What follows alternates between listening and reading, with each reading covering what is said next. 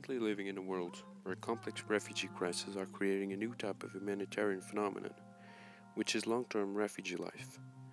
This refers to a tendency that recent refugee crises have to perpetuate themselves, therefore leaving refugees subject to whatever their host countries can provide them for a long time. As an immigrant who currently lives in Brazil and on a daily basis encounters other immigrants, refugees, and their sons and grandsons, I believe that the idea that the world as a whole, as well as individual countries, are losing their identities due to the refugee crisis simply shouldn't exist. This is an idea that has grown in popularity across the world in recent years, especially in countries where the refugee crisis has played a bigger role on national immigration numbers. Another reason for the growth in popularity of this way of thinking is that individuals tend to believe that immigrants and refugees come to their countries to steal their jobs, impose on them a new way of living, and ultimately perform acts of terrorism. The truth is that these overwhelming numbers of refugees are, as former US President Barack Obama put it, victims of terrorism themselves. That's the reason they are increasingly seeking help in other countries and in most cases having to leave behind their friends and families. On top of that, when they get to their new country of asylum, they are often discriminated by those who think of themselves as natives, therefore being the only ones who have the inherent right to be there and take advantage of all the opportunities that country has to offer. This usually leads to extremely high unemployment rates among these refugees.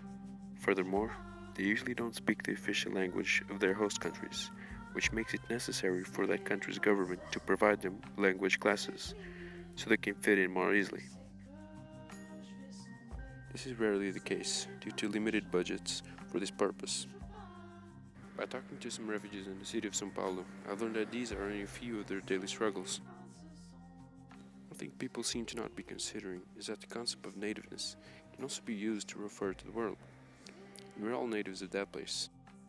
Therefore, we all have the same roots, only different cultures.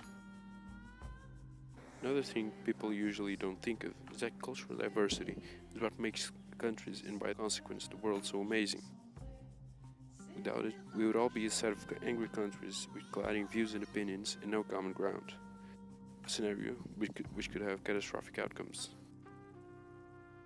This is why I believe that the future of the world and its prosperity lies on multiculturalism and in the openness of global leaders and their peoples to gladly receive refugees into their countries. A lot could be said about refugee integration in host societies and utopian ways to achieve it, such as people from most countries suddenly becoming friendly towards refugees and respecting the human rights principle of non-discrimination, but we all know that's not going to happen anytime soon. One way to really tackle these issues and achieve optimum refugee integration in host societies would be to make cultural, ethnic, and national diversity in the workplace an indicator on which companies with a certain level of diversity could have fiscal benefits. On top of that, companies that are already diversified in this way could advise others to do the same by showing them how they have benefited from. This way, countries would increase their levels of cultural, ethnic, and national diversification, which would allow future generations to grow in a multicultural environment, therefore growing up and developing a non-discriminatory mindset, different from the one of the current generations.